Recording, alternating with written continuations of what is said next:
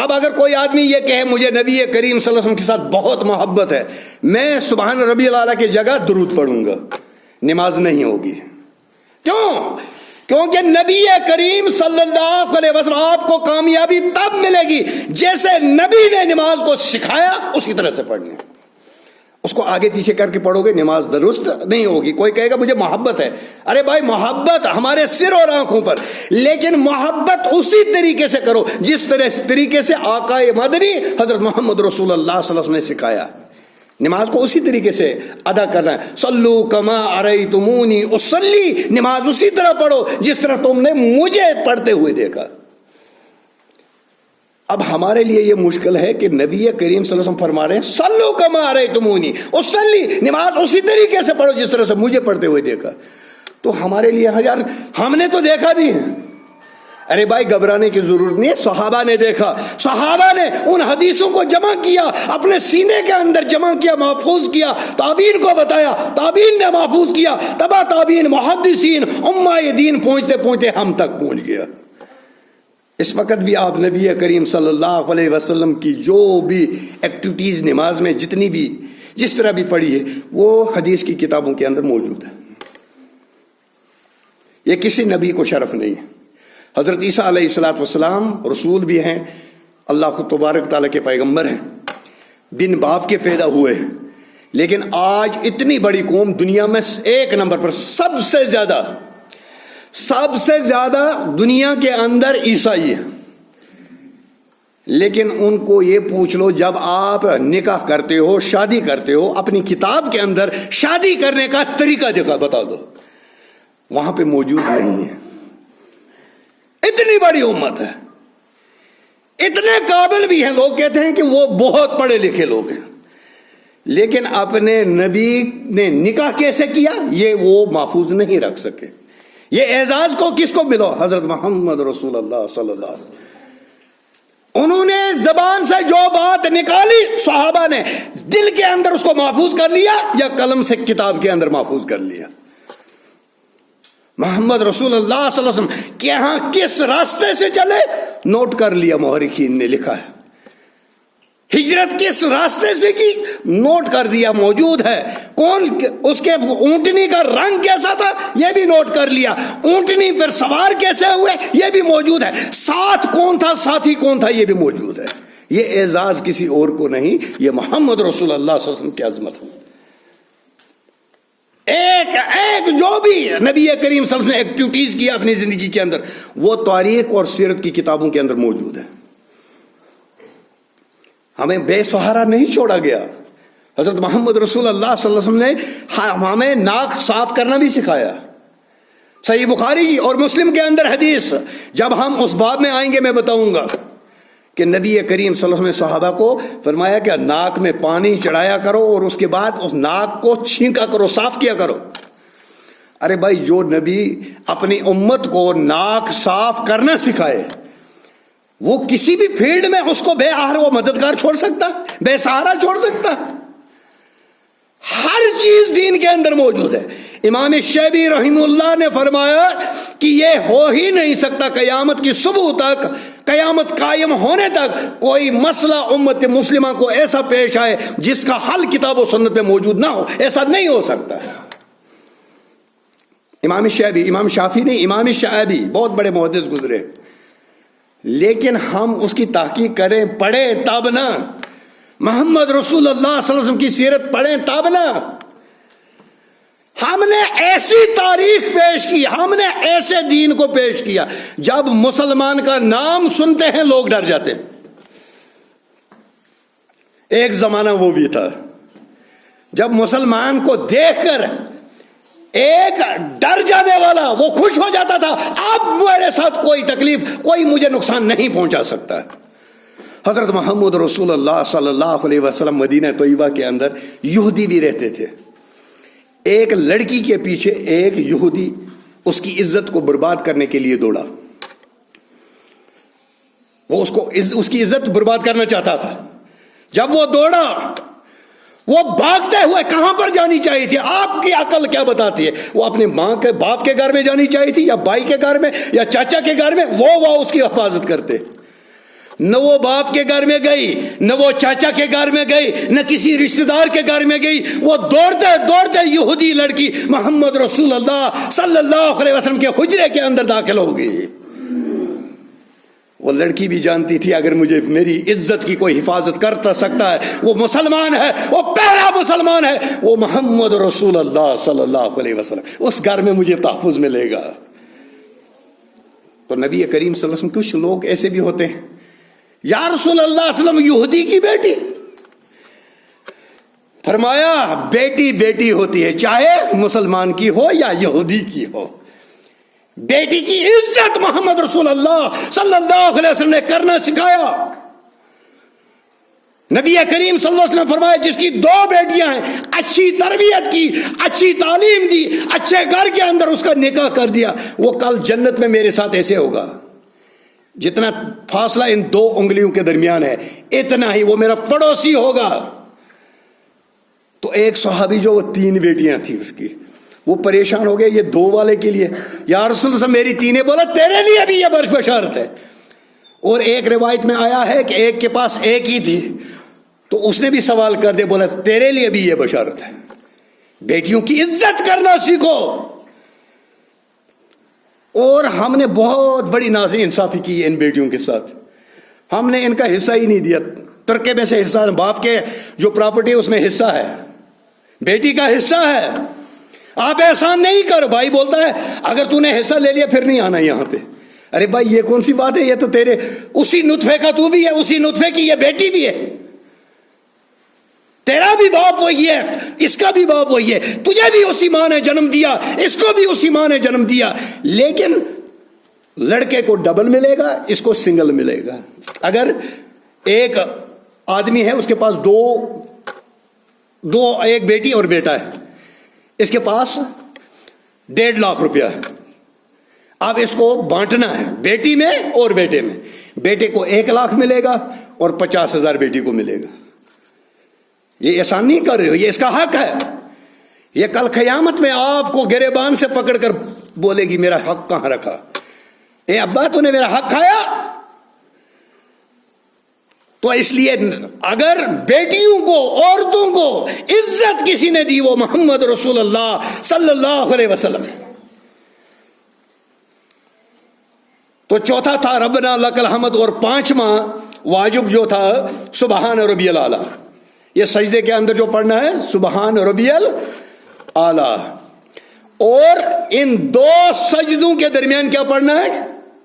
2 سجدے ہوتے ہیں، کیا پڑھنا ہے؟ نبی کریم صلی اللہ علیہ وسلم کی دعا تھی رب اغفر لی ورحمنی واہدنی ورزقنی، یہ دعا پڑھتے تھے میرے اور آپ کے آقا حضرت محمد رسول اللہ صلی اللہ علیہ وسلم۔ ہم نماز پڑھتے ایک سجدہ کیا دوسرے سے اٹھے تو پتہ ہی نہیں چلتا میں اٹھا بھی تھا کہ نہیں، جلدی چلے جاتے۔ اس لیے اطمینان کرنا ہے، اعتدال سے رکوع سجود اچھی طرح سے پڑھنا ہے۔ اسی لیے نبی کریم صلی اللہ علیہ وسلم نے اس صحابی سے فرمایا جاؤ نماز پڑھو، تو نے نماز نہیں پڑھی۔ صحابی نے 3 بار دہرائی، پھر لاسٹ میں یہی بتایا یا رسول اللہ مجھے ایسی ہی نماز پڑھنی آتی ہے۔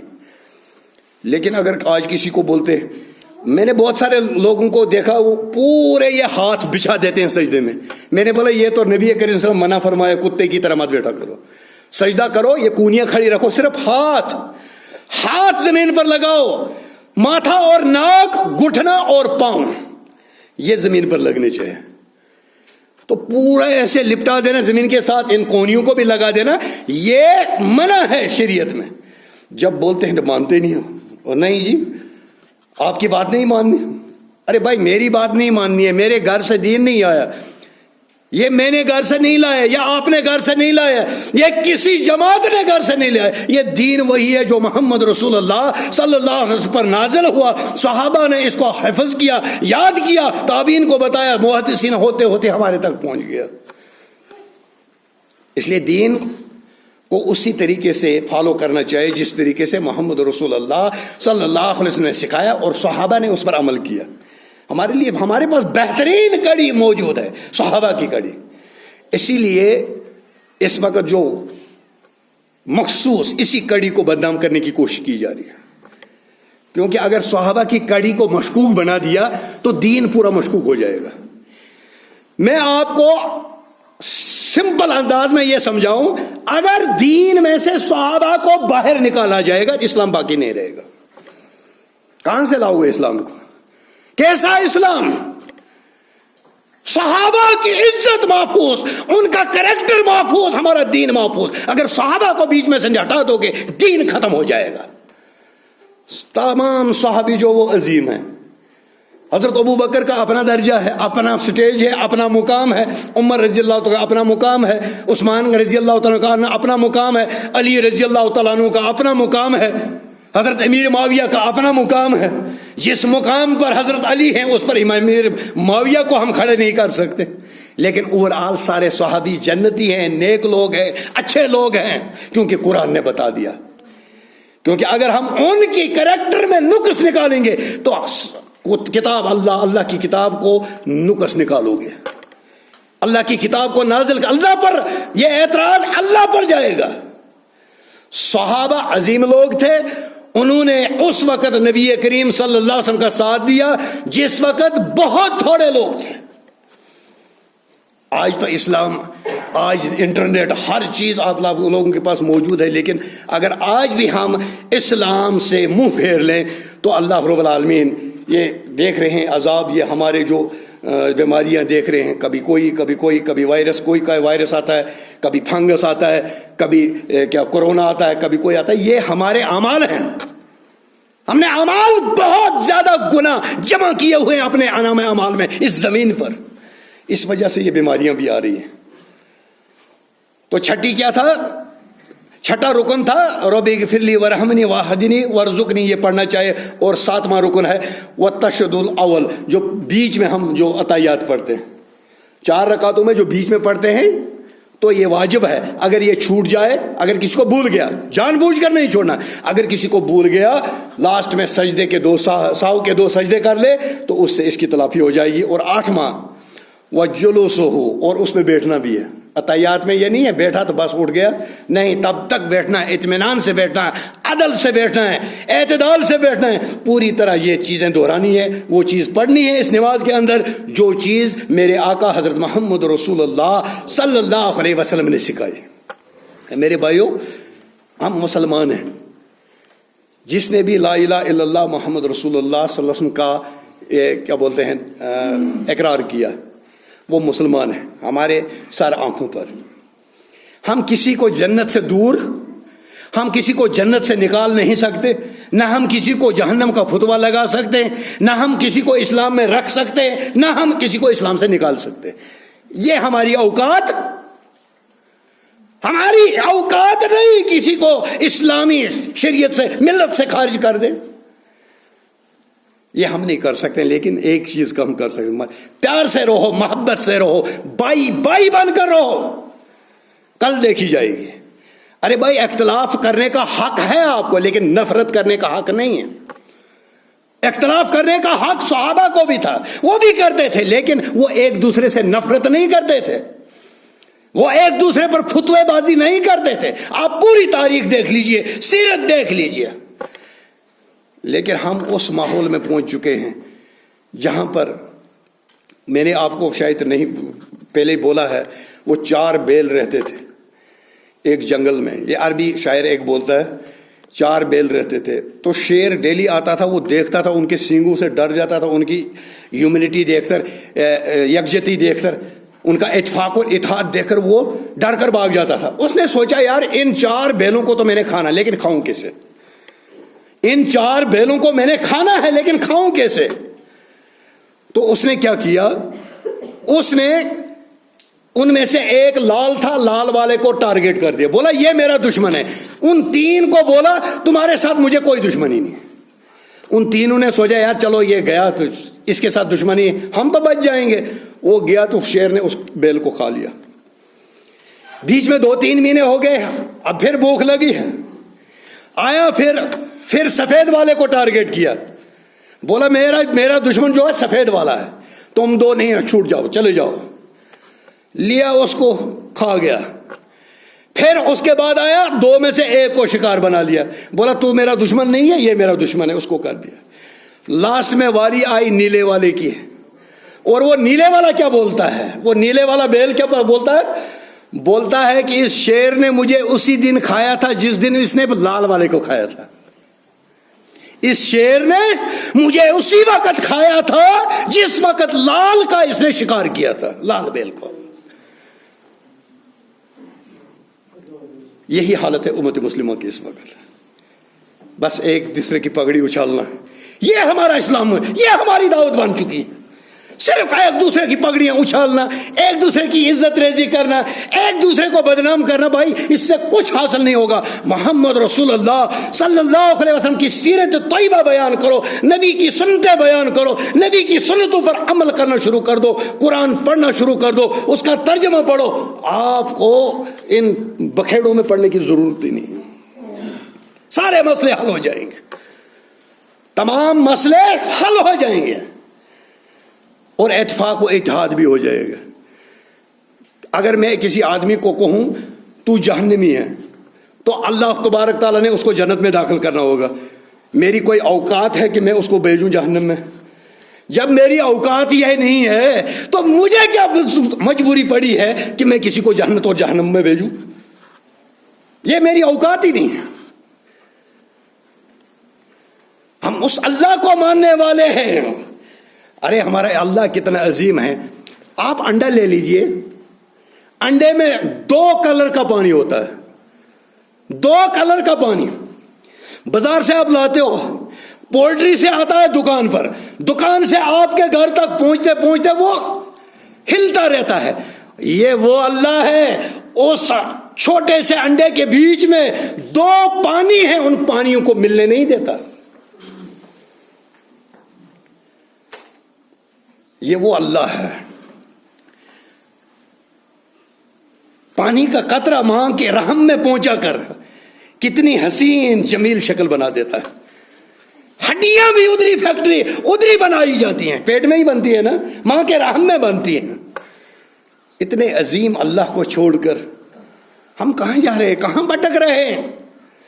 ارے محمد رسول اللہ صلی اللہ علیہ وسلم نے 23 سالہ نبوی زندگی میں 13 سال صرف اور صرف توحید پر درس دیا مکہ المکرمہ کے اندر. قرآن پڑھو, ایک دوسرے پر فتوی لگانے سے کچھ حاصل نہیں ہوگا, ایک دوسرے کی پگڑی اچھالنے سے کچھ حاصل نہیں ہوگا.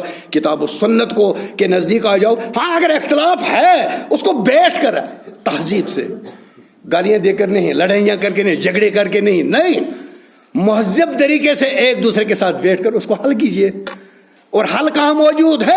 اللہ رب العالمین نے قرآن میں فرمایا یا ایھا الذین آمنوا اطیعوا اللہ واطیعوا الرسول واولی الامر منکم فإن تنازعتم فی شیء فردوا الی اللہ ورسولہ. اگر آپ کا اختلاف ہوتا ہے, آپ اختلاف کو لوٹا دیجئے کتاب و سنت کی طرف, آپ کا اختلاف حل ہو جائے گا. کیا مصیبت پڑی ہے کہ آپ ایک دوسرے کو فتوے لگاتے رہیں, ایک دوسرے کو بدنام کریں, ایک دوسرے کی پگڑی اچھالتے رہیں پوری زندگی ہے بھی کتنی 60-70 سال. پہلے تو وہ حضرت نوح علیہ السلام 950 سال انہوں نے تقریر کی ہے, اتنی لمبی عمر تھی, لیکن جھونپڑی میں رہتے تھے, پکی نہیں تھی, لیکن 60 سال زندگی ہے, مکان اتنے پکے ہیں, ہماری 7 پیڑھیاں چلی جائیں گے لیکن مکان نہیں جانے والا ہے. میں نہیں کہتا ہوں کہ نہیں ہونا چاہیے, مکان بھی ہونا چاہیے, اچھا ڈریس بھی ہونا چاہیے, اچھا عہدہ بھی ہونا چاہیے, مسلمان مطلب ویل ڈریس اور ہر وقت دینے والا ہونا چاہیے, ہاتھ پھیلانے والا نہیں ہونا چاہیے. یہ تو صحیح بات ہے, ہونا چاہیے, لیکن کسی کی عزت, کسی کی پگڑی اچھال کر, کسی کو تکلیف پہنچا کر اگر کچھ حاصل کیا تو وہ کوئی معنی نہیں رکھتا. اللہ رب العالمین ہمیں کتاب و سنت پر عمل کرنے کی توفیق عطا فرمائے. اللہ رب العالمین ہمیں رسول اللہ صلی اللہ علیہ وسلم کی سیرت کو سمجھنے اور اس پر عمل کرنے کی توفیق عطا فرمائے. وآخر دعوانا الحمدللہ رب العالمین, والسلام علیکم ورحمۃ اللہ.